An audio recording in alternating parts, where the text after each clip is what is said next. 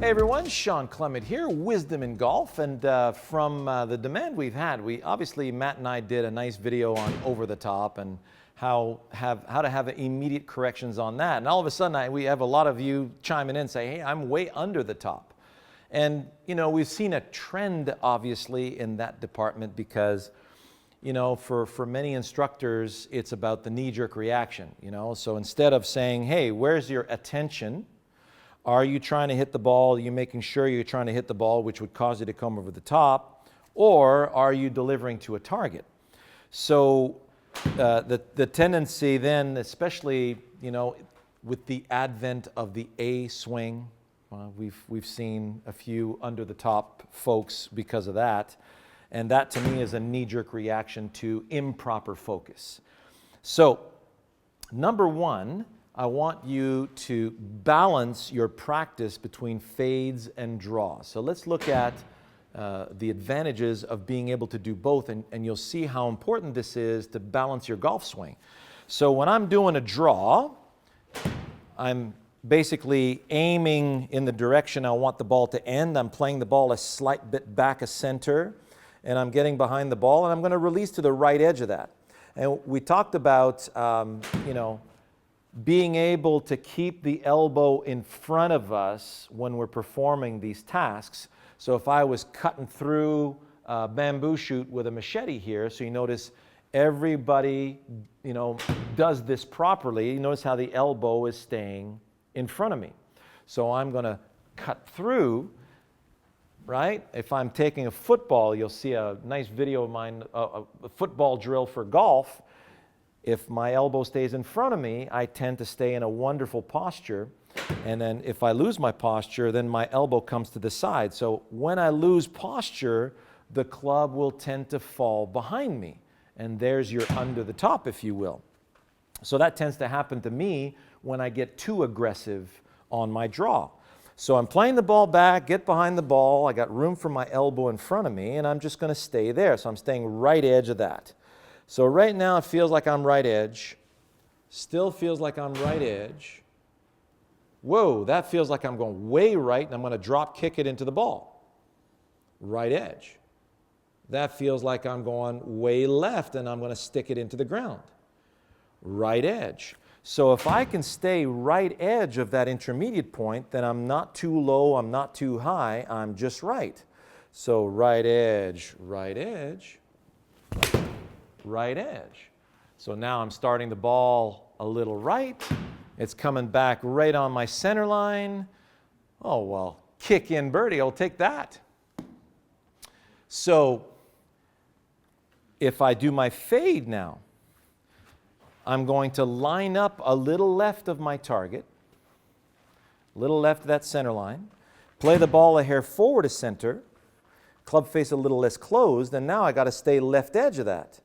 So left edge, left edge. If I stay left edge, I'm not under the top. If it feels even more than left edge, then I'm over the top. If I drop it too far under, now it feels like I'm going to release well to the right of my intermediate point. So if I stay in the direction that I want to start the ball and I feel I have access to the left side of that intermediate point at all times, I cannot be under the top. So take your time and go through those little mile markers. So I'm going, yes, that's left edge. Yes, that's left edge. And now I need to swing left edge. So when you swing left edge, for those of you who are under the top, this will feel, of course, over the top. But it's not, is it? Now I'm going in the direction of that, so let's just stay with that. Left edge, throw left edge. So look at that. I stayed left of my center line, and it has just a little movement to the right. Let's see what the spin axis was. Oh, it was just a hair left on spin axis. But I stayed in the direction that is left of that intermediate point. So there's your first goal. And you'll notice that when you continue to stay left edge, so left edge, left edge. There we go. So that started on the line and fading away from it. Overcooked that one a little bit. We'll just do one more. So it's all about task and how you're staying. There you go. That's 11 degrees to the right. So that worked out. So right in between for a little Goldilocks. Left edge, left edge. Stay left edge. There we go. So I stayed left of the line, catching the left edge of the green.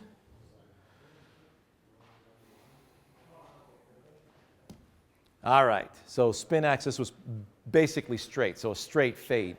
So you get the idea as far as, and now for those of you who feel, you know, that you have a tendency, maybe it's because you were working on not coming over the top and now you've gotten yourself into another habit.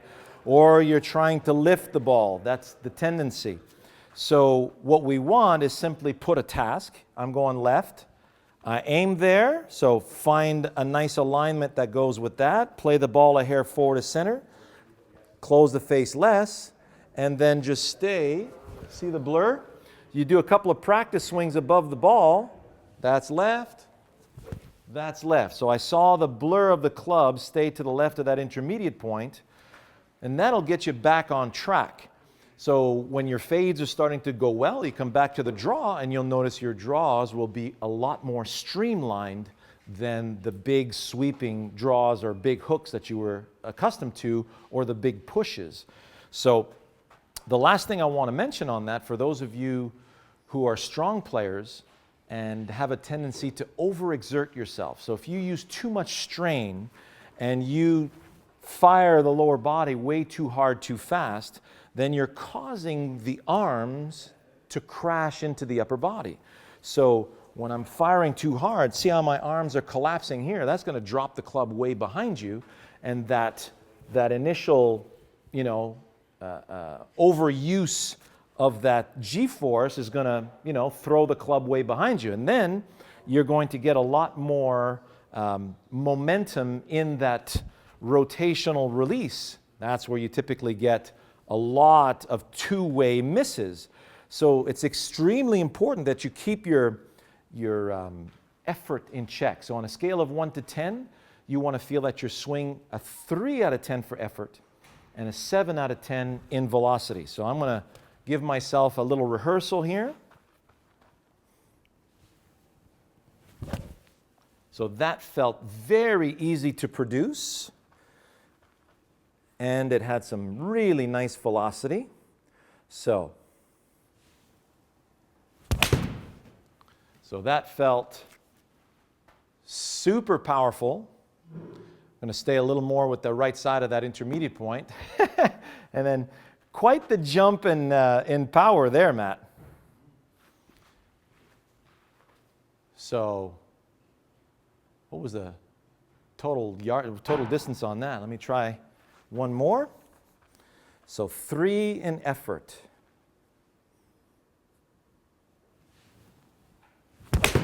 There we go. So there you have it. Soft little draw, right at the proper distance. Fantastic. There's my 170. So I hope you enjoyed that. We'll see you in the next one.